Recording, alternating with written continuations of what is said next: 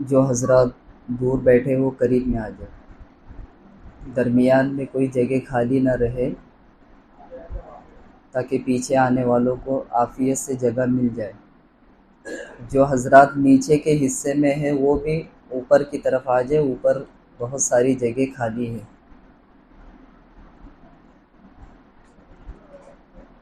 اور جو اعتکاف کے علاوہ حضرات ہیں وہ بھی اعتکاف کی نیت کر لے، انشاءاللہ جب تک مجلس چلتی رہیں گی اعتکاف کا برابر ثواب ملتا رہے گا۔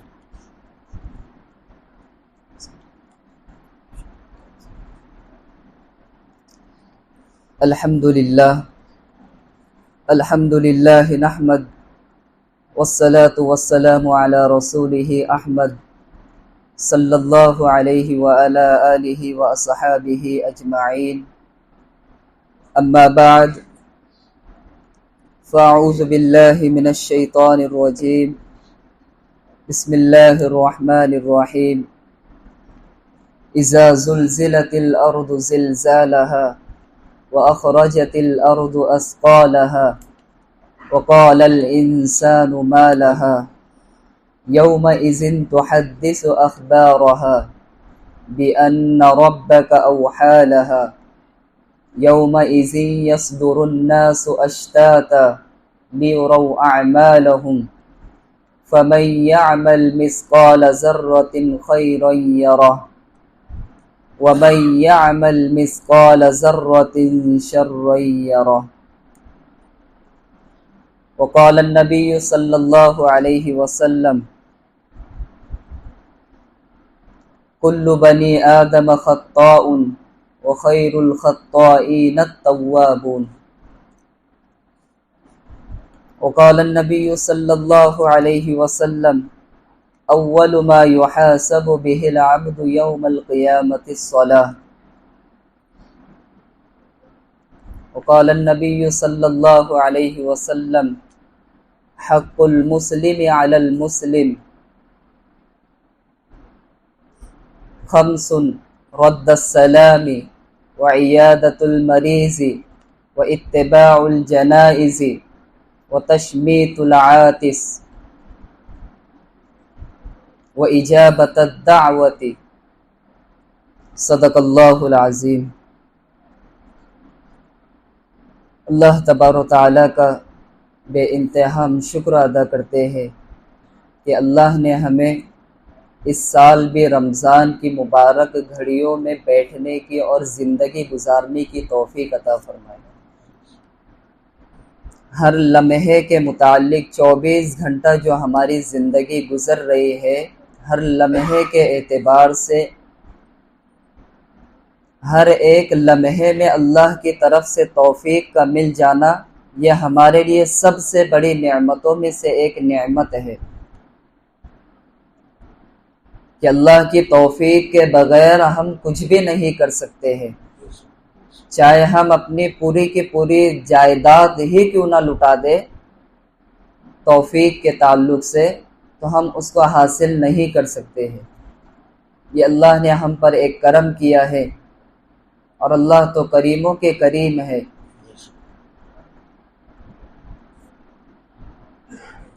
کتنے ایسے بندے ہیں کہ رمضان سے پہلے انہوں نے رمضان کی تیاری کے لیے بہت کچھ کیا، لیکن اللہ کو کچھ اور منظور تھا، اللہ نے ان کو اپنے پاس رمضان کے چاند سے پہلے ہی بلا لیا۔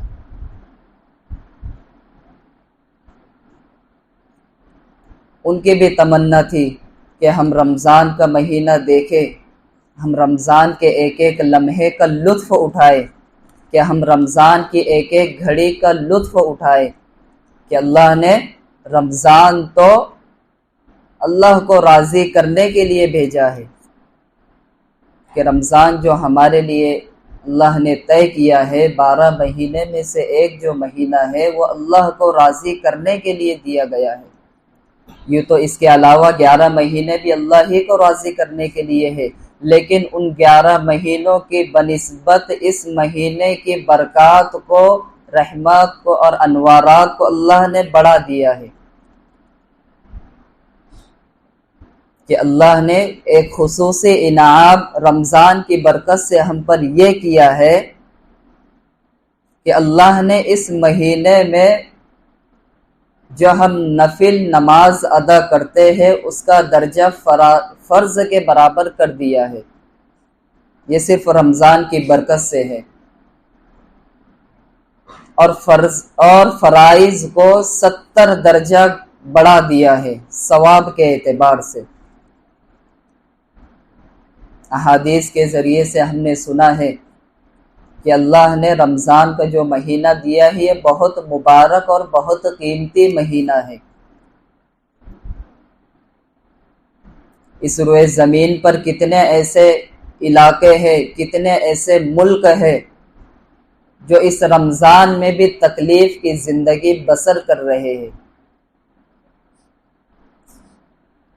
گزشتہ 6-7 مہینے سے زائد ہو چکا ہے کہ اہل فلسطین اور اہل غزہ پر مستقل پریشانیاں، مستقل ان کے اوپر بمباری اور ان ساری تکلیفوں سے وہ گزر رہے ہیں۔ ہندوستان کے ایک ڈاکٹر ہے، مصر میں ان کا جانا ہوا، چونکہ غزہ کے جو پیشنٹ تھے ان کو مصر میں منتقل کیا گیا ہے۔ درمیان میں غزہ کا جو ہاسپٹل تھا وہاں پر بھی ان لوگوں نے بم کو گرا دیا ہے، اس ہاسپٹل کو بھی انہوں نے نیست و نابود کر دیا ہے۔ تو اسی کے پیش نظر مصر کے اسپتال میں ان مریضوں کو جب لایا گیا ہے تو یہ ڈاکٹر صاحب کا خود کہنا ہے کہ میں ایک بچے سے ملا، اس کے بازو میں اس کی بہن بھی ہے، وہ بھی زخمی حالت میں ہے، یہ بھی زخمی حالت میں ہے۔ تو میں نے ان سے خیریت پوچھی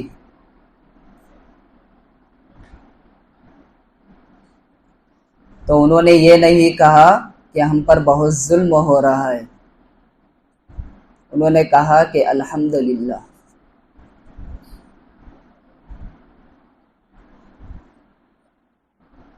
خیریت پوچھنے سے مراد یہ تھا کہ آپ کے والدین بھی ہے، کہ آپ جس زندگی سے، جس حالات سے گزر رہے اس میں عافیت سے ہے۔ اس ناسمجھ بچوں نے کہا کہ الحمدللہ ہم ٹھیک ہیں۔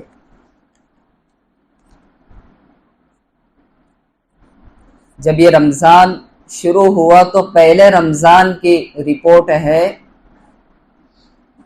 کہ اس اسپتال میں جو علاج کر رہے تھے ڈاکٹر کی ٹیم، 2000 سے زائد ایسے ڈاکٹر ہے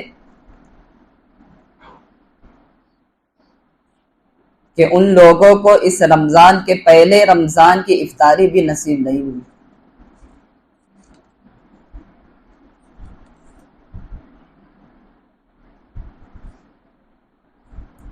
ہم تو یہاں پر اللہ کی بے شمار نعمتوں کو کھا رہے ہیں۔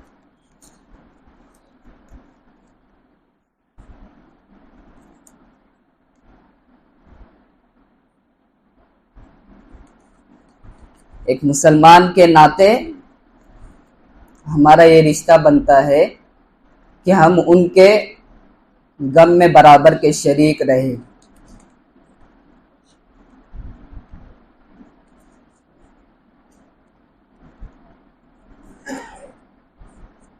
کسی نے کیا ہی خوب لکھا ہے کہ رمضان گزاریں گے کیسے، وہ پھول سے بچے غزہ کے، کس طرح رکھیں گے وہ روزے، کیا تم نے کبھی یہ سوچا ہے؟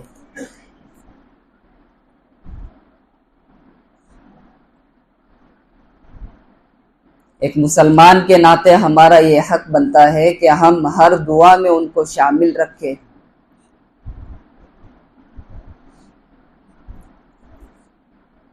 کہ ان لوگوں نے قبلہ اول کی خاطر اس کے تحفظ کی خاطر اپنی جانوں کا نذرانہ پیش کیا ہے۔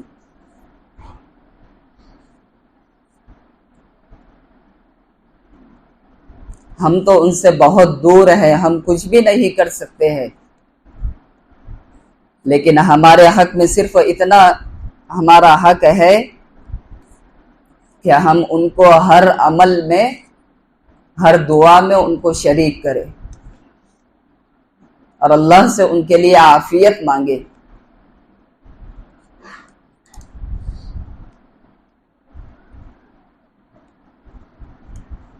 کہ اللہ نے ہمیں اس دنیا میں جو بھیجا ہے وہ اپنی آخرت کے ساتھ ساتھ اپنے دینی بھائیوں کی آخرت کی بھی فکر کرنا ہے، کہ مسلمان کے 5 حقوق حدیث میں بیان کیے گئے ہیں۔ یہ میں صرف ایک حدیث بیان کر رہا ہوں، آگے تفصیل سے بتاؤں گا حقوق پر، کہ حدیث میں جو 5 حق بتلائے گئے ہیں کہ مسلمان پر 5 حق ہے۔ حق المسلم علی المسلم، خمس رد السلام، کہ سب سے پہلا جو حق بیان کیا گیا حدیث میں وہ ہے سلام کا جواب دینا۔ آج معاشرے میں ہم دیکھ رہے ہیں کہ کتنوں کے سلام بند ہو چکے ہیں، کہ ہم ایک سلام بھی نہیں کر سکتے ہیں ایک دوسرے کو۔ لاکھ ہمارے آپس میں اختلاف ہو، لیکن ایک مسلمان کے حقوق شریعت یہ کہتی ہے کہ ہم مسلمان ہونے کے ناطے دوسرے مسلمان بھائی کو، چاہے ہم اسے جانتے ہو یا نہ جانتے ہو، اس کو سلام کرنے کا ہمارا یہ ایک بنیادی حق ہے۔ حدیث میں جو 5 حقوق بیان کیے گئے ہیں اس میں سب سے پہلا حق یہ ہے کہ ہم جسے جانتے ہو یا نہ جانتے ہو ان کو سلام کریں، کہ سلام یہ جنت کی زبان ہے، اسی لیے اللہ نے ہم پر واجب کیا ہے کہ ہمیں ایک دوسرے کو سلام کریں۔ جب ایک دوسرے کو سلام کریں گے تو اللہ ہمارے دلوں کو نرم فرمائیں گے اور ایک دوسرے کے متعلق دونوں کے اندر محبتیں پیدا کریں گے۔ سلام کی بہت ساری حکمتیں ہیں۔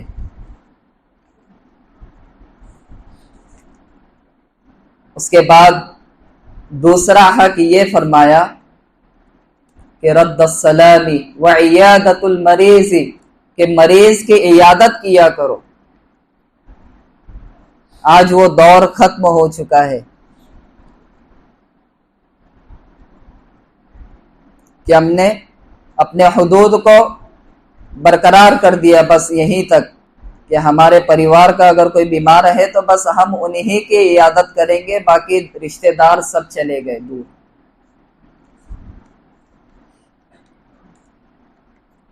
ہمیں تو چاہیے کہ ہمیں جیسے ہی خبر ملے کہ اگر پڑوس میں اگر کوئی بیمار ہے تو ہم فوراً ان کی عیادت کے لیے جائیں، ان کے لیے دعا کریں، ان کے لیے کچھ ہدیہ پیش کریں۔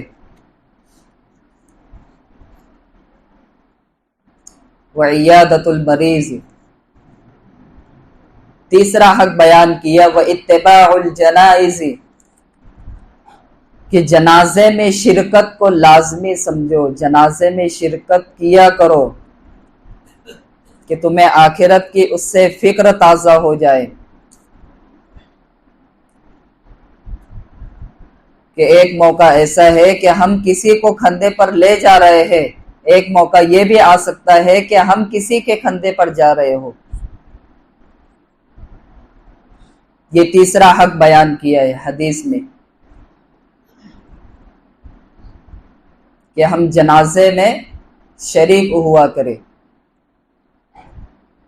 چاہے وہ رشتہ دار کا جنازہ ہو یا علاقے کا جنازہ ہو یا کسی شہر کا جنازہ ہو، جسے ہم جانتے ہو یا نہ جانتے ہو۔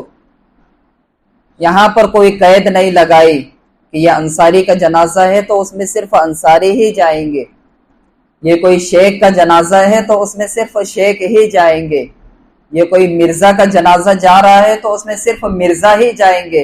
حدیث میں ایسی کوئی قید نہیں لگائی گئی ہے۔ یہ بنیادی حقوق ہیں مسلمانوں کے ایک دوسرے کے اوپر۔ نبی کی تعلیمات کو ہم نے بھلا دیا، نبی کی تعلیمات کو ہم سیکھے۔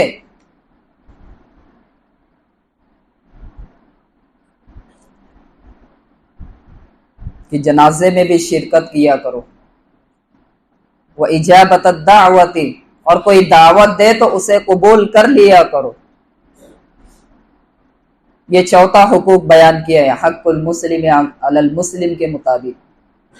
پانچواں حق یہ ہے کہ جب کسی مسلمان بھائی کو چھینک آئے تو اس کا جواب یرحمک اللہ سے دے۔ یہ اتنی چھوٹی چھوٹی چیزیں ہیں، ہم اس سے غافل تھے، لیکن اللہ نے ان پانچوں چیزوں کے اندر بغیر قید کے ہم کو ایک تعلیم دی ہے کہ ان چیزوں کو ہمیں کرنا ہے، کسی بھی حالت میں کرنا ہے۔ اس میں کوئی قید نہیں لگائی ہے کہ یہ صرف مالدار ہی کو کرنا ہے، یہ صرف غریب ہی کو کرنا ہے، یہ صرف بادشاہ ہی کو کرنا ہے، یا کسی فقیر ہی کو کرنا ہے، کوئی قید نہیں لگائی ہے۔ چونکہ رمضان شروع ہے تو اس کے متعلق دو چیزیں میں عرض کر دوں کہ اللہ نے ہم پر کتنا کرم کیا ہے، اور اللہ کی ذات کتنی کریم ہے۔ میں آپ کو دو چیز سے سمجھاتا ہوں۔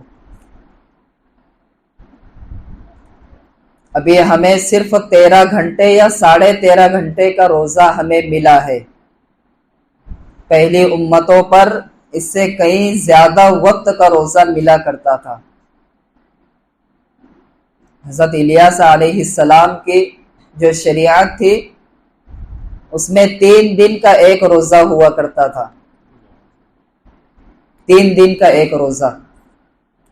حضرت داؤد علیہ السلام جو نبی گزرے ہیں ان کی شریعت میں 1 دن روزہ رکھنا ہے، 1 دن افطار کرنا ہے، سال بھر چلتا رہتا تھا۔ ایسا نہیں کہ سال کے جو 12 مہینے ہوتے ہیں ان 12 مہینوں میں صرف 1 مہینہ ایسا کرنا ہے، نہیں، بلکہ 1 دن روزہ رکھنا ہے اور 1 دن افطار کرنا ہے۔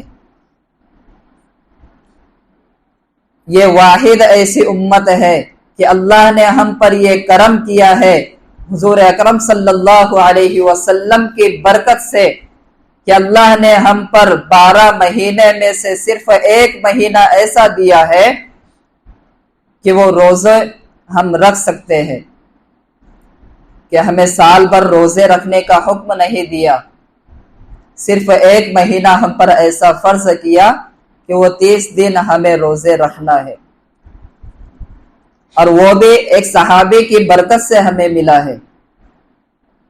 ایک مرتبہ حضرت قیس بن سلمہ رضی اللہ عنہ گھر میں تشریف لائے، اس وقت 12 گھنٹے کا روزہ ہوا کرتا تھا، حضور اکرم صلی اللہ علیہ وسلم کے زمانے کی بات ہے۔ 12 گھنٹے کا اس وقت روزہ ہوا کرتا تھا۔ سورج غروب ہونے کے بعد اگر آنکھ لگ گئی سمجھ لو روزہ شروع ہو گیا، پھر دوسرے دن جب سورج غروب ہونے والا رہے گا اس وقت ہم افطار کریں گے، پھر آنکھ لگ گئی روزہ شروع ہو گیا۔ حضرت قیس بن سلمہ رضی اللہ عنہ کہیں سے تھک کر گھر میں تشریف لائے اور اپنی اہلیہ سے کہا، چونکہ سورج غروب ہونے والا تھا، اور کہا کہ کچھ افطار کے لیے کچھ ہے۔ ان صحابیہ نے کہا کہ گھر میں تو کچھ نہیں ہے، لیکن آپ تھک ہار کر آئے ہیں تو میں آپ کے لیے کچھ انتظام کرتی ہوں۔ چنانچہ وہ گھر سے باہر تشریف لے گئی اور انتظام میں لگ گئی۔ اسی وقت میں ان صحابی کو تھوڑا سا انہوں نے ٹیک لگائے اور اسی اثنا میں ان کی آنکھ لگ گئی، اور اس وقت یہ عالم تھا کہ آنکھ لگ گئی اور سورج غروب ہو گیا تو سمجھ لو پھر سے روزہ شروع ہو گیا۔ चुनांचे अभी इस दिन के भूखे थे और अभी कुछ ना मिला, ना एक खजूर मिली, ना पानी मिला एक घूंट इफ्तार के लिए, फिर से आंख लग गई। दूसरे दिन जोहर की नमाज में चुनांचे वो सहाबी घर पर तशरीफ लाई, देखा तो वो सहाबी सो चुके थे। चुनांचे जब सुबह हुई, जोहर का वक्त करीब आया तो नमाज के लिए मस्जिद में तशरीफ लाए। नमाज से फारिग होकर भूख की हालत की वजह से बेहोश हो गए, गशी तारी हो गई। हुजूर अकरम सल्लल्लाहु अलैहि वसल्लम ने मामला पूछा, पूरे वाक़े को पूछा तो बतलाने वालों ने बतलाया कि इनका रोज़ा था और कल इफ्तार के लिए इनको कुछ नहीं मिला, फिर से इनकी आंख लग गई और रोज़ा शुरू हो चुका था और आज ये हालत है कि ये रोज़े की हालत में बेहोश हो चुके हैं। तो हुजूर अकरम सल्लल्लाहु अलैहि वसल्लम थोड़ी देर सोच में बैठ गए कि अब क्या करना है।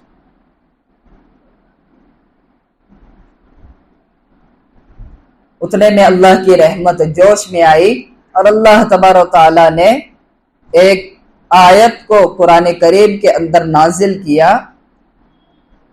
हुजूर अकरम सल्लल्लाहु अलैहि वसल्लम और उन सहाबी की बरकत से वकुलू वशरबू हत्ता यतबय्यन लकुमुल खैतुल अबयज़ु मिनल खैतिल अस्वद मिनल फज्र सुम्मा अतिम्मुस सियाम इलल लैल। ये आयत बहुत बड़ी है, मैंने दरमियान से इसको पढ़ा है, जो कि हमारा मकसूद है बतलाना। वहां से मैंने इस आयत को पढ़ा है, वकुलू वशरबू हत्ता यतबय्यन लकुमुल खैतुल अबयज़ु मिनल खैतिल अस्वद मिनल फज्र सुम्मा अतिम्मुस सियाम इलल लैल। कि अल्लाह ने हम पर इतना करम किया, हुज़ूर अकरम सल्लल्लाहु अलैहि वसल्लम की उम्मत में होते हुए, कि अल्लाह ने कहा कि तुम रात भर खाते रहो, जब से सूरज गुरूब हो उस वक्त से लेकर के तुलुए फज्र तक खाते रहो, सुबह सादिक तक। तुलुए फज्र से मुराद है सुबह सादिक, ना कि सूरज निकलने तक।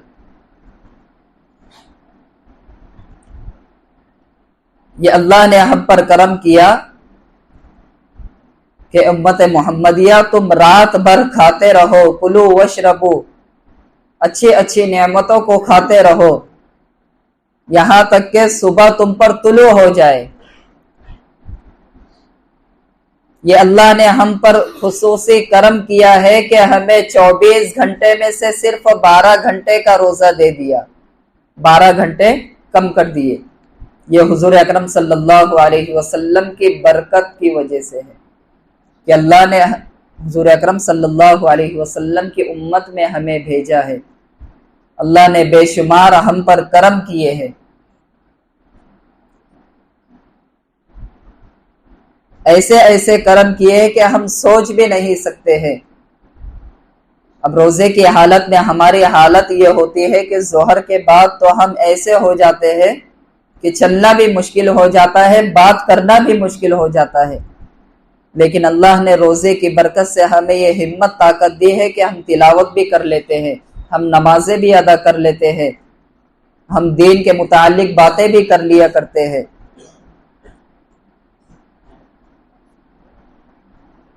हुज़ूर अकरम सल्लल्लाहु अलैहि वसल्लम ने सहाबे से कहा कि अब ये नाजिल हो चुका है कि हम रात भर खाते पीते रहे यहाँ तक कि सुबह सादिक हो जाए, उस वक्त तब हम खाते रहे। फिर उसके बाद हर हलाल चीज भी हम पर हराम कर दी गई है कि सुबह सादिक का जो सैरन होता है, फिर उसके बाद अजान होती है, उस वक्त से लेकर के सूरज गुरूब होने तक हर हलाल चीज भी हम पर हराम कर दी गई है। एक मरतबा हुजूर अकरम सल्लल्लाहु अलैहि वसल्लम को सहरी में कहीं से बकरी का गोश्त आया और अल्लाह के हबीब सल्लल्लाहु अलैहि वसल्लम बहुत शौक से खा रहे हैं। उनके साथ हज़रत अली रज़ी अल्लाहु अन्हु भी मौजूद है और एक दो सहाबी और मौजूद है। ऐसे चार सहाबी और हुजूर अकरम सल्लल्लाहु अलैहि वसल्लम उस गोश्त को नोश फरमा रहे हैं। چونکہ ہم نے حضور اکرم صلی اللہ علیہ وسلم کی فاقے کی زندگی کو بھی پڑھا بھی ہے اور سنا بھی ہے، اور اللہ کی کرم نوازی کبھی کبھی ایسی ہوتی تھی کہ سحری میں بھی بکری کا گوشت آ جایا کرتا تھا، تو بڑے شوق سے کھا رہے ہیں۔ اتنے میں حضرت بلال رضی اللہ عنہ مسجد کے لیے جا رہے تھے اذان دینے کے لیے، تو حضور اکرم صلی اللہ علیہ وسلم پر نظر پڑی اور قریب میں تشریف لائے اور کہا کہ اللہ کے حبیب، میں اذان دینے کے لیے جا رہا ہوں، فجر کی اذان کے لیے جا رہا ہوں۔ چنانچہ یہ بول کر کے چلے گئے۔ حضور اکرم صلی اللہ علیہ وسلم کھاتے رہے۔ جب حضرت بلال رضی اللہ عنہ اذان کے لیے کھڑے ہونے لگے، پھر ان کو خیال آیا کہ اللہ کے حبیب صلی اللہ علیہ وسلم نے کھانا چھوڑا کہ نہیں، میں دیکھ لوں ایک مرتبہ۔ چنانچہ پھر سے تشریف لائے اور دیکھا کہ اللہ کے حبیب صلی اللہ علیہ وسلم بڑے شوق سے کھا رہے ہیں، تو حضرت بلال نے اس وقت قسم کھائی کہ قسم ہے اس پاک ذات کی کہ اللہ کے حبیب صبح طلوع ہونے والی ہے، میں اذان دینے کے لیے جا رہا ہوں۔ تو اللہ کے حبیب صلی اللہ علیہ وسلم نے کہا کہ اے بلال، اگر تو قسم نہیں کھاتا تو میرا اللہ صبح کو دور کرتا چلا جاتا اور میں کھاتے رہتا۔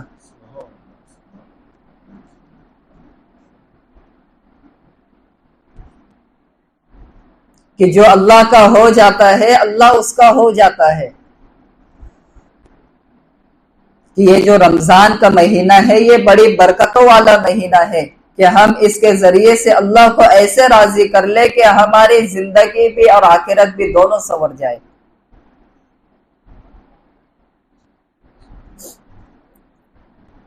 اور ہم نے اپنے معاشرے میں نبی کی زندگی کو بھلا دیا ہے۔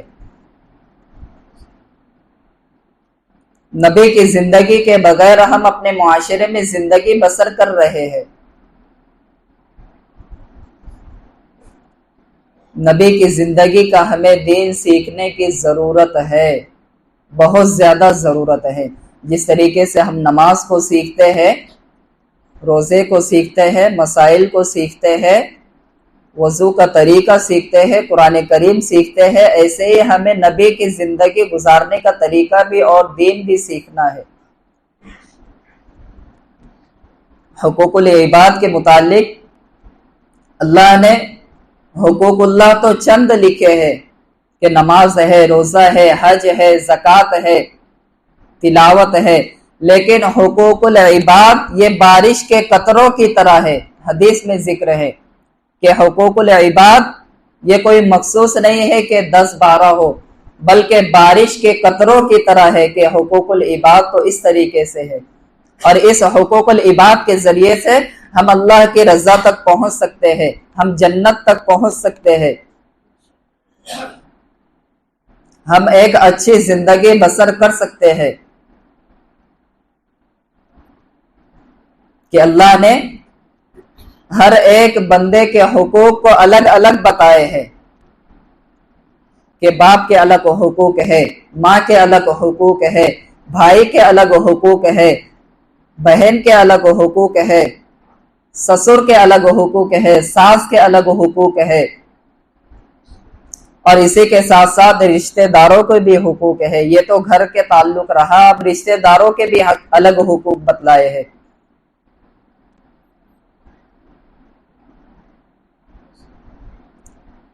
کہ اللہ نے ہمیں یہاں پر ایک مقصد کے تحت اس دروئے زمین میں ہمیں بھیجا ہے، کہ اللہ نے حقوق العباد تو بے شمار بتلائے ہیں۔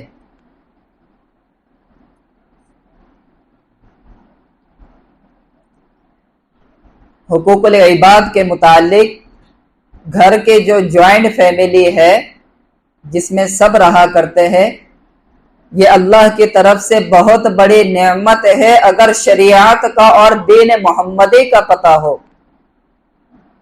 اور جوائنٹ فیملی اور جوائنٹ سسٹم بہت بڑا عذاب ہے اگر ہمیں شریعت کا اور دین محمدی کا پتہ نہ ہو۔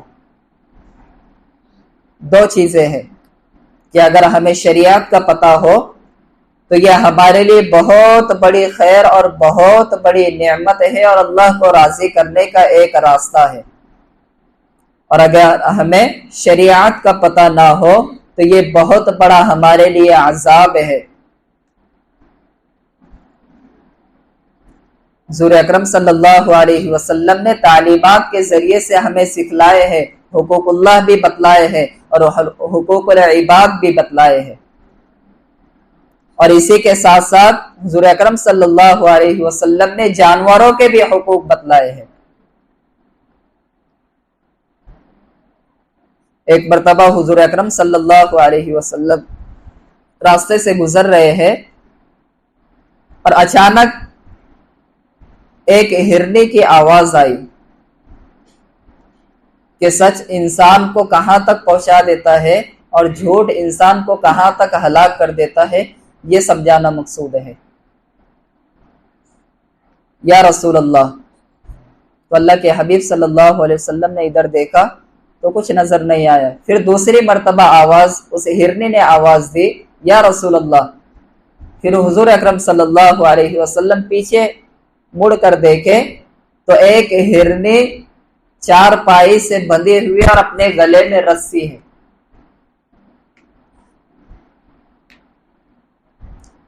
اللہ نے اس کو گویائی عطا فرمائی، یہ معجزے کی بات ہے۔ حضور اکرم صلی اللہ علیہ وسلم نے اس سے پوچھا کہ کیا بات ہے؟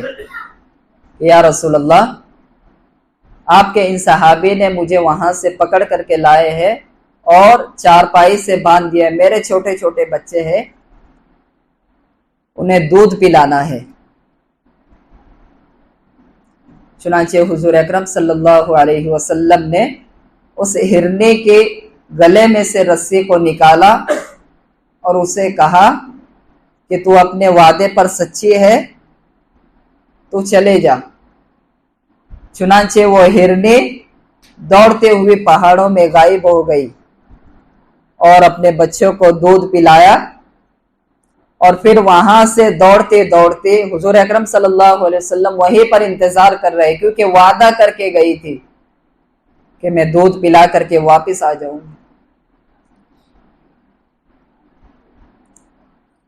چنانچہ حضور اکرم صلی اللہ علیہ وسلم انتظار کرتے رہے تو وہ دور سے پہاڑوں سے اتر کے آنے لگی، اور اللہ کے حبیب صلی اللہ علیہ وسلم کے قریب کھڑی ہو گئی، یا رسول اللہ میں حاضر ہوں۔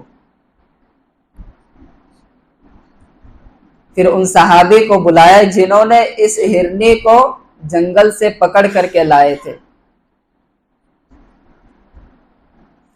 وہ صحابی حیران ہو گئے کہ یا رسول اللہ، آپ یہاں پر تشریف فرمائے، کیا بات ہے؟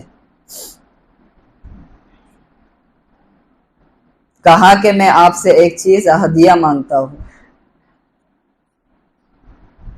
ان صحابی نے کہا کہ اللہ کے حبیب، آپ پر تو جان قربان ہے، آپ ایک ہدیے کی بات کرتے ہو۔ چنانچہ حضور اکرم صلی اللہ علیہ وسلم نے کہا کہ یہ ہرنی مجھے ہدیہ دے دو۔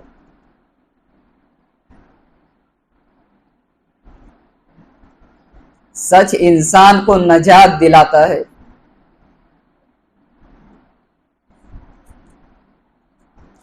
اور جھوٹ انسان کو ہلاک کر دیتا ہے۔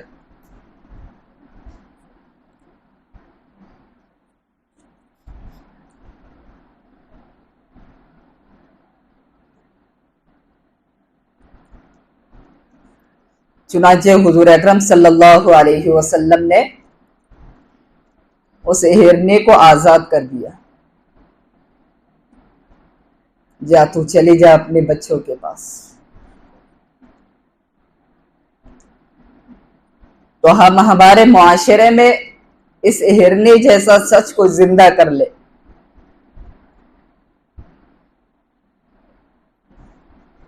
یہ کوئی انسانی حقوق نہیں، یہ جانور کا حقوق ہے۔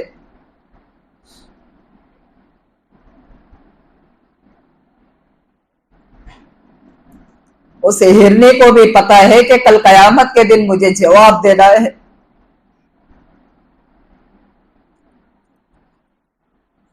اگر میں یا اللہ کے حبیب کو جھوٹ بول کر کے چلی جاتی تو کل قیامت کے دن اللہ مجھے جہنم میں ڈال دیتے۔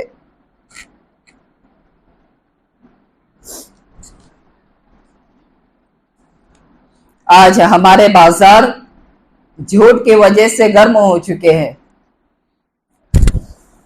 آج ہمارا ایک دکاندار یہ کہتا ہے کہ اگر میں جھوٹ نہ کہوں تو میرا دھندا کیسا چلے گا؟ میرے عزیزو، ایک ہرنی جیسا سچ اپنے اندر داخل کر لو کہ سچ انسان کو نجات دلاتا ہے اور جھوٹ انسان کو بھی اور انسان کی نسلوں کو بھی برباد کر دیتا ہے۔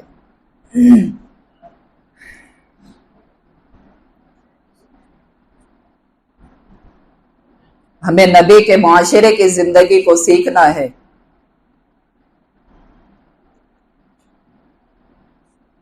ابھی میں نے جو سورت تلاوت کی تھی اس کی تفسیر تو رہ گئی، اس میں یہی ذکر ہے۔ شروع کی جو آیت ہے وہ زلزلے کے متعلق ہے، اور اس کی جو بعد کی آیتیں ہیں اس میں یہی بتلایا گیا ہے کہ ہمیں ہر ایک چیز کا جواب دینا ہے۔ چنانچہ میں تفسیر کی طرف چلتا ہوں۔ اذا زلزلت الارض زلزالها، سب سے پہلے میں یہ بتلا دوں کہ یہ قرآن کریم میں ترتیب کے اعتبار سے 99 نمبر کی صورت ہے، اور جو آسمان سے ہم پر نازل ہوئی حضور اکرم صلی اللہ علیہ وسلم پر 93 نمبر کی صورت ہے، 93۔ اذا زلزلت الارض زلزالها، کہ جب زمین اپنی بھونچال سے جھنجھوڑ دی جائیں گی۔ جس طریقے سے کوئی ایک مشین بہت زیادہ گرم ہو جاتا ہے پریشر کی وجہ سے یا کسی اور تکلیف کی وجہ سے، تو پھر وہ پھٹ جاتا ہے۔ ہم نے مشاہدہ کیے ہیں بہت ساری چیزوں کے متعلق۔ قرآن کریم خود کہہ رہا ہے اذا زلزلت الارض زلزالها، کہ جب زمین اپنی بھونچال سے جھنجھوڑ دی جائیں گی، کہ جب اس روئے زمین پر جھوٹ فساد کی بارش ہونے لگیں گی، حق کو حق نہیں سمجھا جائے گا، باطل کو بھی حق سمجھنے لگیں گے، تو یہ زمین ایک وقت ایسا آئے گا قرب قیامت میں کہ یہ زمین پوری جھنجھوڑ دی جائیں گی۔ قرآن کا اعلان ہے، یہ ہماری اور تمہاری کوئی بات نہیں ہے، یہ قرآن کریم کا اعلان ہے۔ اذا زلزلت الارض زلزالها، کہ جب زمین اپنی بھونچال سے جھنجھوڑ دی جائیں گی۔ وَأَخْرَجَتِ الْأَرْضُ أَثْقَالَهَا، اگلی آیت میں اللہ تبارک و تعالیٰ فرما رہے ہیں وَأَخْرَجَتِ الْأَرْضُ أَثْقَالَهَا، اور زمین اپنی ساری خبریں بتا دے گی۔ کہ اسرائیل یہ سمجھتا ہے کہ میں ایک چھوٹے سے شہر پر حملہ کر کے چھپ ہو جاؤں، تمہارے ان حملوں سے ایمان والے پیچھے ہٹنے والے نہیں ہیں۔ یہ بیت المقدس کی خاطر، اپنے ایمان کی خاطر، اللہ کے دین کے خاطر،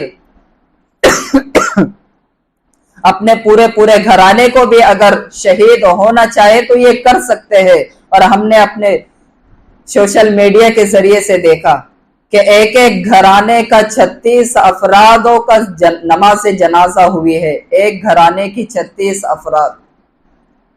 یہ بیت المقدس کی خاطر، اللہ کی رضا کی خاطر، ارض فلسطین کی تحفظ کی خاطر ان لوگوں نے اپنی جان کا نذرانہ پیش کیا ہے۔ اسرائیل سن لے وَأَخْرَجَتِ الْأَرْضُ أَثْقَالَهَا، کہ زمین اپنی ساری خبریں بتا دیں گی۔ چاہے وہ دنیا کے کسی حصے کی بھی زمین ہو. کل قیامت کے دن جب میزان عدل قائم ہوگا تو اس وقت یہ زمین ساری خبریں بتا دیں گی کہ کس جگہ پر ظلم ہوا تھا، کس جگہ پر بچوں کو شہید کیا گیا تھا، کہ جن کا تو کچھ جرم بھی نہیں تھا، چھوٹے چھوٹے معصوم بچوں کو قتل کیا ہے، بمباری سے ان کو ہلاک کیا ہے. 16,000 سے زائد چھوٹے بچے اس حملے میں شہید ہوئے ہیں، 16,000 سے زائد.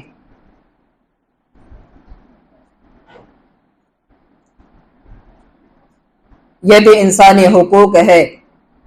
حقوق العباد میں یہ بھی شامل ہے کہ ہم ان کے حق میں برابر کے شریک رہے.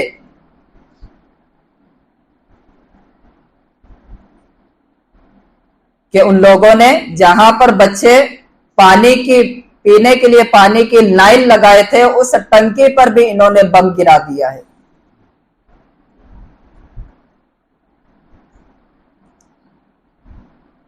کیا ہمارے دل اتنے سخت ہو گئے ہیں کہ ہم اہل فلسطین اور اہل غزہ کو ہماری دعاؤں میں بھی شامل نہیں کر سکتے؟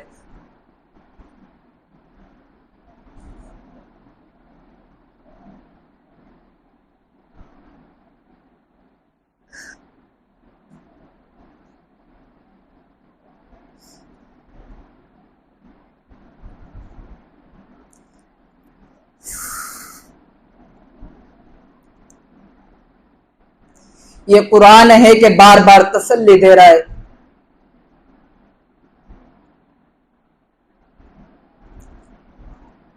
وَأَخْرَجَتِ الْأَرْضُ أَثْقَالَهَا،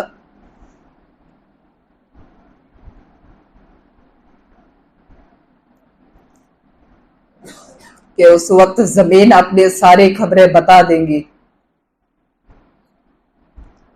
وَقَالَ الْإِنسَانُ مَا لَهَا، اور انسان کہیں گا کہ اسے کیا ہو گیا ہے. کل قیامت کے دن جب یہ سارا معاملہ ہوتے رہیں گا، ہم اپنی آنکھوں سے دیکھتے رہیں گے. 2 نمبر کی جو آیت ہے اس کی تفسیر میں لکھا ہے کہ اس روئے زمین میں جتنے مردہ دفن ہے، مردہ انسان، کل قیامت کے دن زمین ان کو باہر کر دیں گی. اور حدیث پاک میں ہے کہ جس کسی نے کسی مال کی خاطر اگر کسی کو ناحق قتل کیا ہوگا یا کسی رشتہ دار کا حق پامال کیا ہوگا، یہ رشتہ دار کے حقوق یہ بھی حقوق العباد میں سے ہے. حدیث مبارکہ ہے کہ جس نے رشتہ داروں کی خاطر چوری کی ہوں گی یا ان کے حقوق کو پامال کیا ہوگا، وَأَخْرَجَتِ الْأَرْضُ أَثْقَالَهَا، اس آیت کی تفسیر کے مطابق کل قیامت کے دن وہ اس مال کو، وہ اس سونے چاندی کو دیکھ کر کے کہیں گا کہ کاش یہ وہ مال ہے جس کی خاطر میں نے رشتہ داروں سے دھوکہ کیا تھا، جس کی خاطر میں نے رشتہ داروں کو قتل کیا تھا، اس مال کو حاصل کرنے کے لیے میں نے کسی کو ناحق قتل کیا تھا. کل قیامت کے دن وہ اپنی آنکھوں سے دیکھیں گا، اور اس وقت جتنے لوگ ہوں گے وہ اس مال کی طرف توجہ بھی نہیں کریں گے، سونے کے ڈھیر لگے ہوئے ہوں گے. وَقَالَ الْإِنسَانُ مَا لَهَا، اور انسان کہیں گا کہ اسے کیا ہو گیا ہے. يَوْمَئِذٍ تُحَدِّثُ أَخْبَارَهَا، اس وقت زمین اپنی ساری خبریں بتا دے گی. کہ جس نے اس روئے زمین پر اچھائی کی ہوں گی تو زمین اس کی اچھائی بیان کریں گی، اور اس روئے زمین پر جس نے برائی کی ہوں گی تو کل قیامت کے دن وہ زمین اس کی برائی کو بھی بیان کریں گی. آج ہمارے معاشرے میں دین کی بہت کمی ہے. آئے دن روزانہ کی خبر ہے، شروع رمضان سے لے کر کے کل 23ویں شب تھی، تاک رات تھی. کل کا بھی واقعہ ہے کہ ہمارے علاقے میں کل بھی جھگڑا ہوا ہے. یہ ہمارا معاشرہ کس طرف جا رہا ہے؟ ہم نے حقوق العباد کو پہچانا ہی نہیں. ہماری نظر صرف حقوق اللہ پر ہے. حقوق اللہ سے زیادہ ہم پر حقوق العباد عائد کیے ہیں، بارش کے قطروں کی طرح، کہ پڑوسیوں کے بھی حق بتلائے ہیں، رشتہ داروں کے بھی حق بتلائے ہیں. اس پر سے ایک حدیث یاد آ رہی ہے پاک رات پہ سے کہ کاش اس وقت حضور اکرم صلی اللہ علیہ وسلم ہمیں بتلا دیتے کہ پاک رات کون سی رات ہے، شب قدر کون سی رات ہے۔ بہت نکتے والی بات ہے کہ اس وقت حضور اکرم صلی اللہ علیہ وسلم مسجد سے باہر تشریف لائے، وہ بھی پاک رات تھی کہ بس لوگوں کو متوجہ ہی کرنے والے تھے کہ سامنے دیکھا کہ آپس میں دو آدمیوں میں بحث چل رہی ہے، جھگڑا ہو رہا ہے۔ تو یہ جھگڑے کی نحوست کی وجہ سے اللہ تبارک و تعالیٰ نے شب قدر کو حضور اکرم صلی اللہ علیہ وسلم کے ذہن سے ہٹا دیا۔ یہ جھگڑے کی نحوست ہے میرے دوستو، میرے عزیزو، جھگڑے کی نحوست اس وقت کی برکات کو، ساری چیزوں کو ختم کر دیتی ہے زندگی بھر کے لیے۔ یہ ہمارے لیے ایک نمونہ ہے شب قدر کہ آج شب قدر کی تلاش ہمیں کرنا نہیں پڑتی۔ اس وقت حضور اکرم صلی اللہ علیہ وسلم تعین بتلانے والے تھے، لیکن ان جھگڑے کے بنا پر اللہ تبارک و تعالیٰ نے حضور اکرم صلی اللہ علیہ وسلم کے ذہن سے شب قدر کے تعین کو ہٹا دیا، بھلا دیا۔ کل کی جو رات تھی وہ بھی پاک راتوں میں سے تھی، 23ویں شب، اس دن بھی جھگڑا ہوا ہے مسلم نگر میں۔ کس طریقے سے ہم زندگی بسر کر رہے ہیں کہ رمضان کا مہینہ ہمیں جھگڑے کرنے کے لیے دیا گیا ہے، کہ رمضان کا مہینہ آپس کی بحث کرنے کے لیے دیا گیا ہے،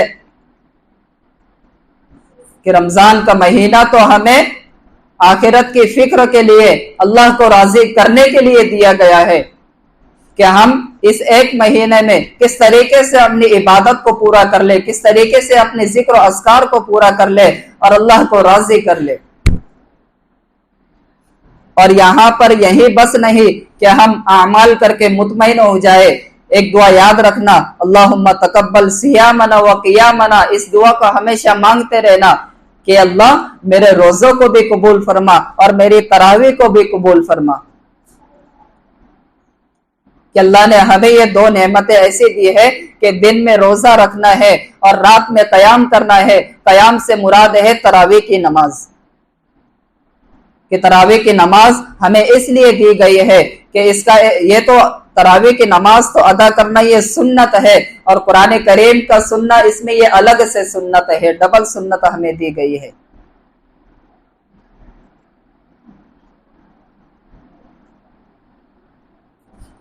دو سنتیں ایک ساتھ دی گئی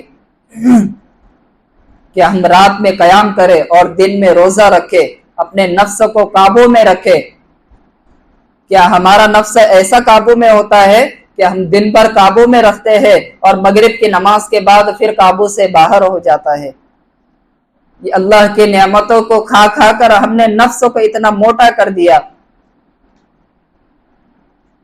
پھر وہی 24 گھنٹے کا روزہ ہمارے لیے صحیح تھا کہ ایک کھجور اور ایک پانی کا گلاس ہم پی کر کے واپس سو جاتے۔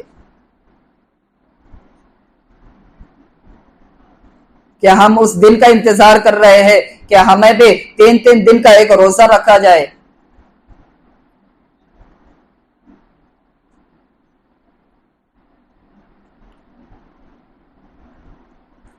حقوق العباد تو ہمارے اسلاف نے ادا کیے ہیں۔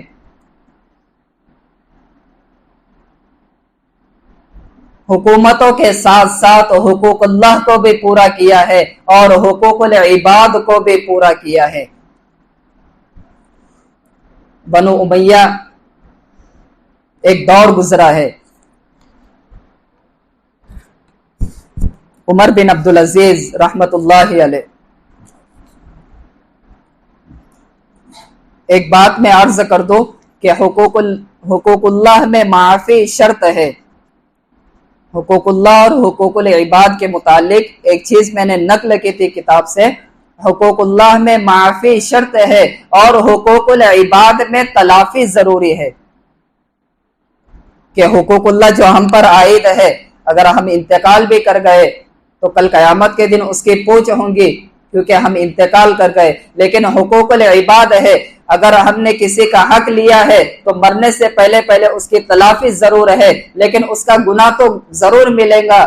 اگر ہم نے حق کو ادا نہیں کیا، تلافی اگر اس کی نہیں کی، معافی اگر اس روئے زمین پر نہیں مانگی، اس تلافی نہیں کرنے کی وجہ سے اس کا گناہ تو ہمیں ملے گا۔ ہمیں چاہیے کہ ہم حقوق العباد میں ایک دم صاف ستھرے رہے۔ اگر کسی کا قرض لیا ہے تو مرنے سے پہلے پہلے تک اس کا قرض لوٹا دے۔ کسی کا حق ہم پر باقی ہے تو مرنے سے پہلے پہلے اس کی تلافی ضروری ہے، شرط نہیں ہے۔ معافی اور تلافی کے بغیر والے کیس میں فیصلہ بر وقت ہوگا، یہ تو حشر ہی بتلائیں گا۔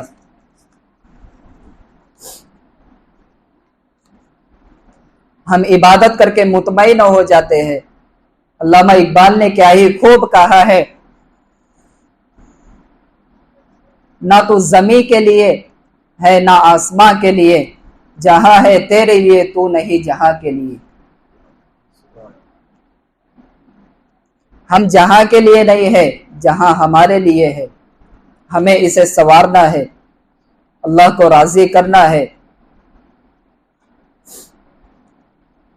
علامہ اقبال نے 2 لائن میں پوری زندگی کو بیان کر دیا، آخرت کو بھی بیان کر دیا اور اس زندگی کو بھی بیان کر دیا جو ہم بسر کر رہے ہیں، کہ دل میں خدا ہونا لازم ہے اقبال، سجدوں میں پڑے رہنے سے جنت نہیں ملتی۔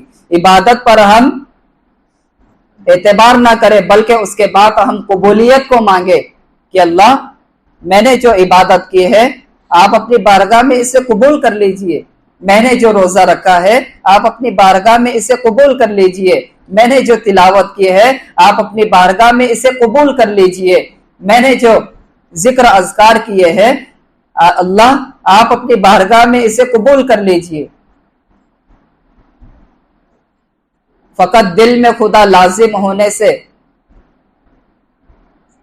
دل میں خدا لازم ہونا اقبال نہیں ہے، اقبال دل میں خدا ہونا لازم ہے اقبال، سجدوں میں پڑے رہنے سے جنت نہیں ملتی۔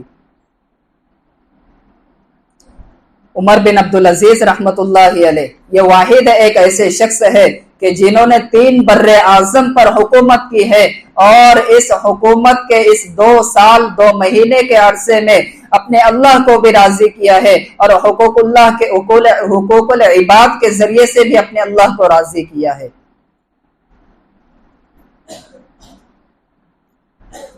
یہ جو حکومت ملی تھی یہ ان کو وراثت میں ملی تھی۔ سلیمان بن عبد الملک بہت خوبصورت آدمی تھا، 21 سال تک اس نے حکومت کی ہے بنو امیہ کے دور میں، اور اس کا بھائی ہے عبد الملک، انہوں نے بھی حکومت کی ہے۔ مستقل 7 نسبت حکومت کی لائن سے عمر بن عبدالعزیز 7ویں نمبر پر ہے، عمر بن عبدالعزیز رحمت اللہ علیہ۔ ان سے پہلے کے بادشاہوں نے اپنی حکومت کے زور پر، اپنی حکومت اور اپنی پاور کے زور پر حقوق العباد کو پامال کیا، اور خزانے میں خیانت کی، اور عمر بن عبدالعزیز ہے کہ انہوں نے حقوق اللہ کو بھی پورا کیا خلیفہ ہونے کے ساتھ ساتھ، اور حقوق العباد کو بھی پورا کیا۔ جب ہم اپنے معاشرے میں خیانت کرتے ہیں یا مال میں خیانت کرتے ہیں تو اس کا انجام یہ ہوتا ہے کہ سلیمان بن عبد الملک کا جب انتقال ہوا تو قبر کے قریب اس کی لاش کو رکھا، سب کھڑے ہیں، لوگ دیکھ رہے ہیں۔ جب اس کی لاش کو زمین پر رکھا تو وہ حرکت کرنے لگی، ابھی قبر میں بھی نہیں ڈالا ہے، اس کی لاش کو جب قبر کے قریب میں رکھا تو وہ حرکت کرنے لگی۔ تو اس کے لڑکوں نے کہا کہ ہمارا باپ تو زندہ ہے۔ تو عمر بن عبدالعزیز رحمت اللہ علیہ نے کہا، ارے بیٹو وہ زندہ نہیں ہے، اللہ کا عذاب شروع ہو چکا ہے۔ یہ ایسا بادشاہ تھا کہ انہوں نے جھوٹ فساد کا بازار گرم کیا ہوا تھا، حقوق العباد کو بھی پامال کیا ہوا تھا، حقوق اللہ کو بھی پامال کیا ہوا تھا، تو اللہ نے قبر میں جانے سے پہلے ہی ان پر عذاب کو مسلط کر دیا۔ بہت حسین تھا، اس کو اپنے حسن پر بہت غرور تھا، سلیمان دکھنے میں بہت خوبصورت تھا۔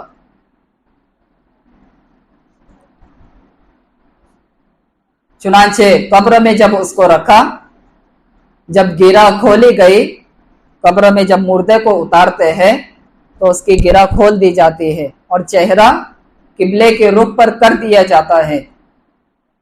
تو کیا دیکھتے ہیں، جیسے ہی اس کی گرہ کھولے تو اس کا چہرہ ایک دم سیاہ ہو چکا تھا، ایک دم کالا پڑ چکا تھا، اور اس کا چہرہ قبلے کی طرف سے پھر چکا تھا۔ یہ دنیا کا عذاب شروع ہو چکا تھا اسی وقت اسے۔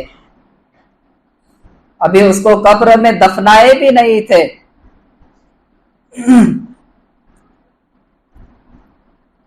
حقوق اللہ پر بھی بہت بڑی سخت پکڑ ہے اور حقوق العباد پر بھی بہت بڑی سخت پکڑ ہے۔ چنانچہ عمر بن عبدالعزیز رحمت اللہ علیہ کا دور آیا، جب وہ خلیفہ بنے تو انہوں نے ایک بڑا پیارا خطبہ دیا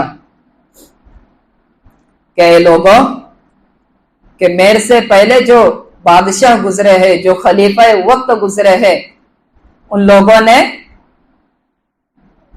اس مال و جائیداد کی پوجا کی، اور میں اپنی اس خلافت کے ذریعے سے اپنے اللہ کو راضی کرتا ہوں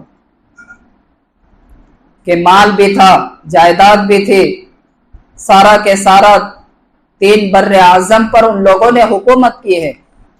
چنانچہ عمر بن عبدالعزیز رحمت اللہ علیہ کا وقت آیا، جب وہ خلیفہ بنے تو اپنی بیوی کے پاس گئے، فاطمہ کے پاس، اور یہ بھی بادشاہی کی لڑکی تھی۔ یہ انسانی تاریخ میں 7 نسلوں سے، 7 نسبتوں سے، یہ انسانی تاریخ میں سیاسی لحاظ سے یہ ایک واحد ایسی عورت ہے کہ جو شہزادی کہلاتی ہے، جو عمر بن عبدالعزیز رحمت اللہ علیہ کے نکاح میں آئی۔ 7 نسبتوں سے، ان کے دادا بھی خلیفہ، ان کے چاچا بھی خلیفہ، ان کے باپ بھی خلیفہ، ان کے شوہر بھی خود خلیفہ۔ تو انہوں نے خود اپنی آنکھوں سے دیکھا کہ عمر بن عبدالعزیز سے پہلے جن لوگوں نے حکومتوں کو چلایا، انہوں نے اللہ کو ناراض کیا۔ اب دیکھنا یہ ہے کہ خود اپنا شوہر وہ بھی خلیفہ وقت بن چکا ہے، اب یہ کیا کرتے ہیں۔ چنانچہ عمر بن عبدالعزیز رحمت اللہ علیہ اپنی بیوی کے پاس آئے اور کہا کہ میں خلیفہ بن چکا ہوں، میرے جو آپ کے اوپر حقوق ہے آپ اسے معاف کر دو۔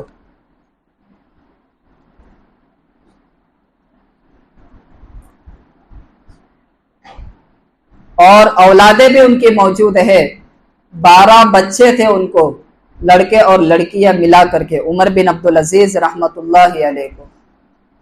جب کسی گھرانے میں اولادیں ہوتی ہے تو خرچہ بھی بڑھ جاتا ہے، ہر اعتبار سے ضروریات زندگی ہر اعتبار سے بڑھ جاتی ہے، لیکن عمر بن عبدالعزیز رحمت اللہ علیہ کو دیکھیے کہ اپنی اہلیہ سے کہہ رہے ہیں کہ اب میں آپ کے حقوق ادا نہیں کر سکتا، آپ اپنے حقوق یا تو معاف کروا لو یا آپ طلاق لے لو۔ چنانچہ اللہ نے ان کے دل میں ایک بات ڈالی، حضرت فاطمہ جو عمر بن عبدالعزیز رحمت اللہ علیہ کی اہلیہ ہے، انہوں نے کہا کہ میں نے سکھ کی زندگی آپ کے ساتھ گزاری ہے اور اب دکھ کی زندگی بھی آپ ہی کے ساتھ گزاروں گی۔ یہ پہلے کی عورتیں ہیں، کہ انہوں نے سمجھا ہے کہ حقوق اللہ کیا چیز ہوتی ہے اور حقوق العباد بھی کیا چیز ہوتی ہے۔ آج اگر کسی گھر میں یہ کہہ دیا جائے تو وہاں تو فساد ہو جائے گا، گھر میں، پورے گھر میں فساد، کھانا پینا حرام، لڑائی جھگڑے، ساری چیزیں ہونے لگیں گی۔ چنانچہ انہوں نے اپنے خادم کو بلایا، رجا بن حیوس کو، اور کہا کہ جب میرا انتقال ہونے لگے تو تو دیکھنا کہ میرا چہرہ کہ قبلے کی طرف سے مڑ گیا ہوں گا۔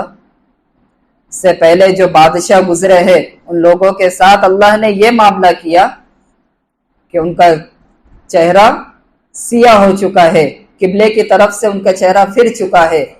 عمر بن عبدالعزیز نے اپنے غلام سے کہا۔ ایک مرتبہ عید کا موقع ہے اور بچوں نے اپنی والدہ سے شکایت کی کہ ہمیں عید کے لیے کپڑے خرید کر کے دو۔ عمر بن عبدالعزیز کی اولاد میں چنانچہ حضرت فاطمہ نے عمر بن عبدالعزیز سے کہا کہ اے امیر المؤمنین کہ بچے عید کے کپڑوں کی شکایت کر رہے ہیں۔ عمر بن عبدالعزیز نے کہا کہ میرے پاس تو کچھ پیسہ بھی نہیں ہے، اپنا ذاتی پیسہ، کبھی بھی انہوں نے بیت المال سے ایک ذرہ بھی نہیں لیا ہے، کبھی خیانت نہیں کی، رعایا کے ساتھ پورے حقوق ادا کیے ہیں کہ رعایا کے ساتھ جو حقوق ہونا چاہیے عمر بن عبدالعزیز نے اللہ کو راضی کرنے کے لیے رعایا کے ساتھ حقوق العباد کو انتہا درجے تک پہنچا دیے۔ اپنی بیوی سے کہہ رہے ہیں کہ میرے پاس تو کچھ ہے ہی نہیں، میں کہاں سے لاؤں؟ کہا کہ آپ کے پاس تو اتنا بڑا بیت المال ہے، 3 بر اعظم کے آپ امیر المؤمنین ہے، بادشاہ ہے، خلیفہ وقت ہے۔ چنانچہ عمر بن عبدالعزیز رحمت اللہ علیہ نے کہا کہ آپ کی بات تو سب صحیح ہے کہ ہمارے پاس بادشاہت ہے، سلطنت ہے، بیت المال کا ڈھیر لگا ہوا ہے، پہاڑوں کے اتنا ڈھیر لگا ہوا ہے، لیکن ایک بات یاد رکھو کہ میں جہنم کی آگ کو برداشت نہیں کر سکتا۔ عمر بن عبدالعزیز رحمت اللہ علیہ نے کہا کہ میں جہنم کی آگ کو برداشت نہیں کر سکتا۔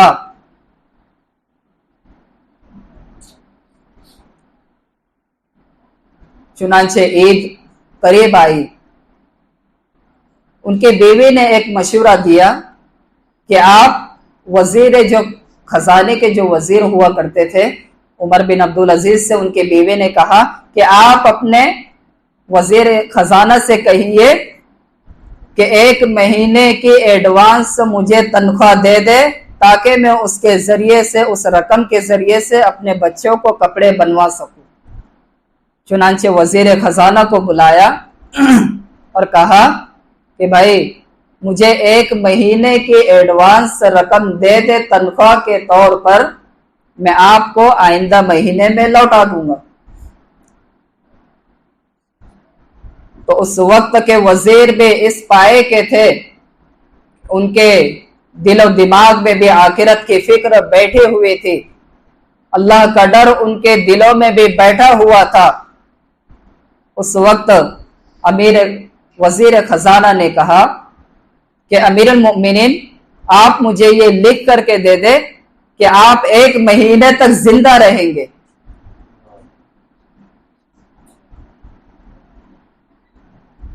آپ یہ لکھ کے دے دیں، میں 1 مہینے کی ایڈوانس آپ کو تنخواہ دے دیتا ہوں۔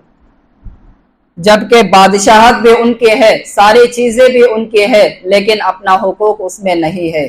بادشاہ کا کوئی ذاتی حقوق اس ڈھیر میں نہیں ہے، سونے چاندی سے لدالد بھرا ہوا ہے، ہر اعتبار سے راحت ہے۔ چنانچہ اپنی اہلیہ سے کہا کہ میں یہ نہیں کر سکتا۔ تو ان کی اہلیہ نے کہا جو کہ خود شہزادی ہے، 7 نسبتوں سے شہزادی ہے سیاسی اعتبار سے، اس نے کہا کہ میں محنت مزدوری کر کے بچوں کو کپڑے سلوا دوں گی۔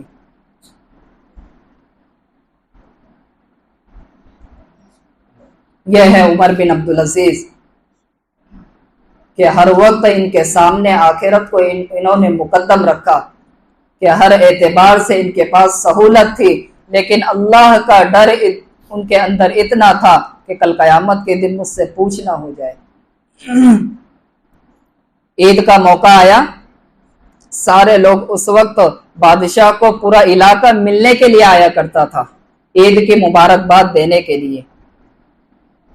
بنو امیہ کا خاندان پورا کے پورا ملنے کے لیے آ رہا ہے، اور بادشاہ خود پرانے لباس میں اپنے تخت پر بیٹھا ہوا ہے، اور یہ وہی تخت ہے جس تخت پر بنو امیہ کے بادشاہ گزرے ہیں بیٹھ بیٹھ کر۔ مروان بھی گزرا ہے، ولید بھی گزرا ہے، ہشام بھی گزرا ہے، عبد الملک بھی گزرا ہے، یہ سب بادشاہ گزرے ہیں اسی تخت پر، اور آج اسی تخت پر عمر بن عبدالعزیز اپنے اللہ کو راضی کرنے کے لیے بیٹھے ہیں۔ چنانچہ سب لوگ ملنے کے لیے آ رہے ہیں، تو ان کے بچے بھی اس قطار میں لائن سے آ رہے ہیں۔ بادشاہ ہونے کی حیثیت سے خود کے بچے بھی قطار میں ملنے کے لیے آ رہے ہیں۔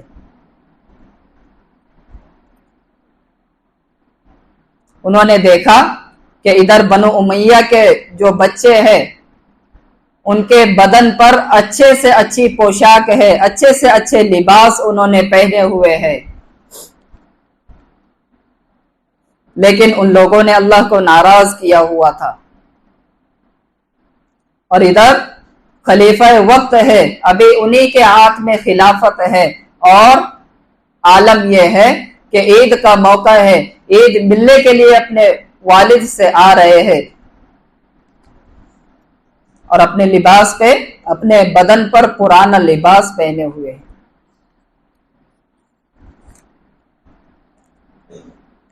آج کی جو بادشاہت ہوتی ہے یہ تو ووٹ کے ذریعے سے مانگی جاتی ہے، اور یہ 5-10 سال رہتی ہے، 5 سال 10 سال، لیکن اس وقت تو وراثت میں آتی تھی، یہ حکومتیں وراثت میں ملا کرتی تھی۔ عمر بن عبدالعزیز رحمت اللہ علیہ، چنانچہ سب لڑکے ملنے کے لیے آئے، تو ان میں سے ایک لڑکا عبد الملک ان کا نام تھا، وہ بہت جلدی فوت ہو گئے تھے۔ انہوں نے کہا کہ ابا جان، ہمارا سر فخر سے بلند ہو چکا ہے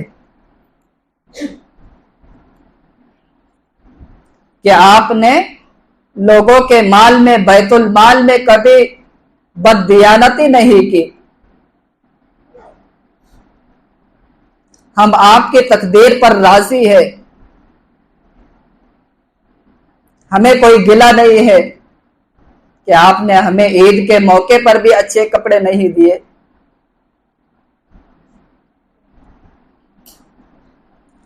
عمر بن عبدالعزیز رحمت اللہ علیہ یہ واحد ایک ایسے بادشاہ گزرے ہیں کہ 3 بر اعظم پر انہوں نے حکومت بھی کی ہے، اور 2 سال 2 مہینے تک حکومت کی ہے۔ ایک مرتبہ ان کی بیٹیاں ملنے کے لیے آئی،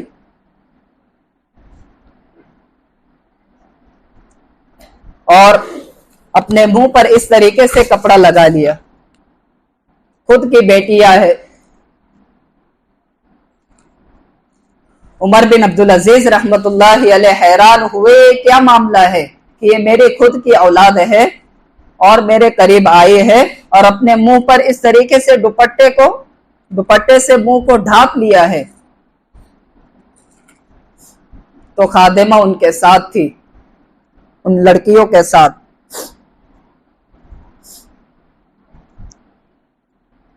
انہوں نے کہا کہ آپ کی بچیوں نے کچی پیاز روٹی کے ساتھ کھائی ہے۔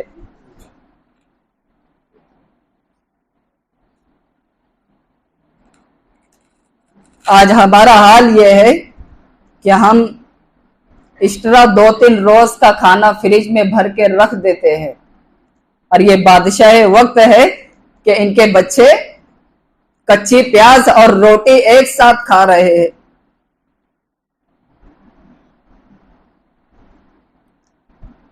ہم اللہ کے ڈر کو اپنے اندر لاوے کہ ہمیں کل قیامت میں اللہ سے ملاقات کرنی ہے، کہ ہم کس طریقے سے زندگی بسر کر رہے ہیں، یا ایسے غفلت والی زندگی کیا کام کی ہے کہ جس میں نہ ہمیں حقوق اللہ کا پتہ ہے نہ حقوق العباد کا پتہ ہے۔ اٹھاؤ اپنی تاریخ کو دیکھو کہ بادشاہوں نے اس طریقے سے زندگی گزاری ہے، اس سے پہلے سیرت کو اٹھاؤ کہ نبیوں نے اس طریقے سے زندگی گزاری ہے کہ 2 مہینہ 2 چاند دکھ جاتے تھے حضور اکرم صلی اللہ علیہ وسلم کو، کبھی روٹی جو کی روٹی نصیب نہیں ہوتی تھی، وہ بھی پسا ہوا۔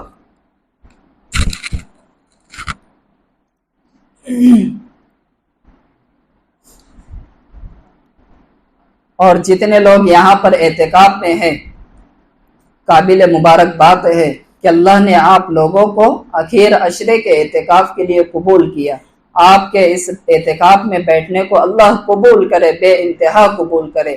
تو ہم چاہیے کہ ہم اعتکاف کو اس طریقے سے گزارے کہ یہ جو 4 دیواری ہم دیکھ رہے ہیں، اسی کے اندر ہماری دن بھی ہو اور رات بھی ہو۔ اگر کوئی شرعی ضرورت ہے تو اس کے لیے ہم پیشاب پاخانہ وضو کے لیے باہر جا سکتے ہیں، اس کے علاوہ نہ کال پہ بات کرنا ہے نہ کچھ کرنا ہے۔ اگر شدید ضرورت ہے تو کوئی حرج نہیں ہے۔ اور بیڑی سگریٹ ہے، پان تمباکو ہے، یہ سب فضول کی چیزیں ہیں، یہ کوئی شرعی ضرورت نہیں ہے۔ تو ہم شرعی ضرورت کے ساتھ اپنے اعتکاف کو اور اللہ کی عافیت کو مانگتے ہوئے پورا کریں۔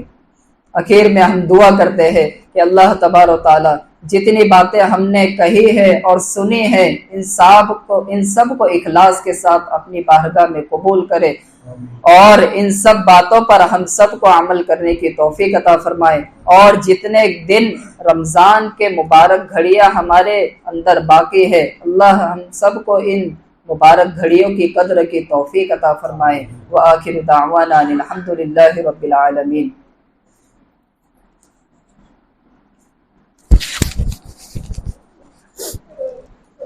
بسم اللہ الرحمن الرحیم۔ سبحان اللہ وبحمدہ سبحان اللہ العظیم۔ سبحان اللہ وبحمدہ عدد خلقہ ورضا نفسہ وزینۃ عرشہ ومداد کلماتہ۔ اللہم صلی علی محمد کلما ذکرہ الذاکرون، وصلی علی محمد کلما غفل عن ذکرہ الغافلون۔ ربنا ظلمنا انفسنا وان لم تغفر لنا وترحمنا لنکونن من الخاسرین۔ رب ارحمهما كما ربياني صغيرا، رب ارحمهما كما ربياني صغيرا، رب ارحمهما كما ربياني صغيرا۔ اللهم تقبل صيامنا وقيامنا، اللهم تقبل صيامنا وقيامنا، اللهم تقبل صيامنا وقيامنا۔ اے اللہ ہمارے گناہوں کو معاف فرما۔ اے اللہ ہم سب بہت بڑے گنہگار ہیں، یقیناً آپ ہی تو ہمارے اللہ ہے۔ اے اللہ جس وقت سے ہم نے ہوش سنبھالا ہے، اس پیشانی کو آپ کے علاوہ کہیں نہیں ٹیکا ہے۔ اے اللہ ہماری اس پیشانی کی لاج رکھ لیجئے۔ اے اللہ ہم سب کی مغفرت فرما دیجئے۔ اے اللہ رحمت والا بھی عشرہ ہم سے جا چکا ہے، پتہ نہیں آئندہ سال ہماری زندگی میں رہیں گا بھی نہیں۔ اے اللہ مغفرت والا بھی عشرہ جا چکا ہے، اے اللہ ہم سب کی مغفرت فرما دیجئے۔ پتہ نہیں آئندہ سال مغفرت والا عشرہ بھی ہماری زندگی میں رہے یا نہ رہے۔ اے اللہ آگ سے خلاصی کا عشرہ شروع ہے، اے اللہ ہم سب کے لیے آگ سے خلاصی کا اعلان لکھ دیجئے۔ اے اللہ ہم سب کو برات من النار سے لکھ دیجئے۔ اے اللہ جہنم کی آگ سے ہم سب کو بچا لیجئے۔ اے اللہ ہمارے روزوں کو بھی قبول فرما لیجئے، ہماری تلاوت قرآن کو بھی قبول فرما لیجئے۔ اے اللہ جو غفلت کے ساتھ ذکر اذکار ہو رہے ہیں، تلاوت ہو رہی ہے، عبادات ہو رہے ہیں، اللہ جی اس غفلت کو دور کرنے کی ہمیں صحیح سمجھ دے دیجئے۔ اے اللہ اس بغیر غفلت والی زندگی سے ہم سب کی حفاظت فرمائیے۔ اے اللہ ہم نے بہت غفلت میں زندگی گزارا ہے، اے اللہ اب غفلت سے ہمیں ہٹا دیجئے، اللہ راحت آسانی والی زندگی دے دیجئے، اے اللہ اس رمضان کی برکت سے امت مسلمہ کے ایک ایک فرد کی مغفرت فرما دیجئے، اے اللہ اس روئے زمین پر جتنے لوگ پریشان حال پھر رہے ہیں، روٹی کے معاملے میں، رزق کے معاملے میں، اولاد کے معاملے میں، بیماری کے معاملے میں، قرض کے معاملے میں، اے اللہ ہر اعتبار سے آپ تو بہتر جانتے ہیں، اے اللہ آپ تو دلوں کے حال کے جاننے والے ہیں، اللہ جی تمام امت مسلمہ کی پریشانیوں کو دور فرما دیجئے، اے اللہ بیت المقدس کی حفاظت فرمائیے، اے اللہ چہو سمت سے اہل فلسطین، اہل غزہ اور تمام امت مسلمہ کی حفاظت فرمائیے، اے اللہ چہو سمت سے ان لوگوں کی حفاظت فرمائیے، اے اللہ جو جو چیزوں کے لیے وہ پریشان ہے اللہ جی آپ غیب سے ان کا انتظام فرمائیے، اے اللہ روزوں کو ان کی عافیت کے ساتھ گزار دیجئے، اے اللہ کچھ دنوں میں تو افطار کے لیے بھی ان کو کچھ نصیب نہیں ہوا، اللہ جی ہم نے تو بے شمار نعمتیں کھائے لیکن آپ کی نعمتوں کی ناشکری کیے ہیں، اللہ جی ہمیں معاف فرما دیجئے، اے اللہ جی ہمیں معاف فرما دیجئے، آپ کی نعمتوں کا شکر ہمیں کرنے کی توفیق عطا فرما دیجئے، اے اللہ ہم میں جو بیمار ہے انہیں شفا عطا فرمائیے، جو مقروض ہے ان کے قرض کی ادائیگی کی شکل صورتیں پیدا فرما دیجئے، اے اللہ جو ناحق جیلوں میں نوجوان بند ہے اے اللہ جلد سے جلد عافیت کے ساتھ ان کی رہائی کے فیصلے فرما دیجئے، اے اللہ قبر میں جانے سے پہلے ہمیں موت کی تیاری کرنے کی توفیق عطا فرما دیجئے، اے اللہ اخلاص والی، اخلاق والی اور اچھی نسبت والی زندگی ہمیں دے دیجئے، اے اللہ راحت اور آسانی والی زندگی ہمیں دے دیجئے، حضور اکرم صلی اللہ علیہ وسلم نے جتنی خیر کی لائن سے دعائیں مانگی ہے ان تمام خیر کی دعاؤں میں ہمارا حصہ نصیب فرمائیے، اور جتنے شرور و فتن سے پناہ چاہیے ہے ہماری اور ہمارے نسلوں کی ان شرور و فتن سے حفاظت فرمائیے، جزا اللہ عنا محمد صلی اللہ علیہ وسلم، سبحان ربک رب العزت عما یصفون، والسلام علی المرسلین والحمد للہ رب العالمین۔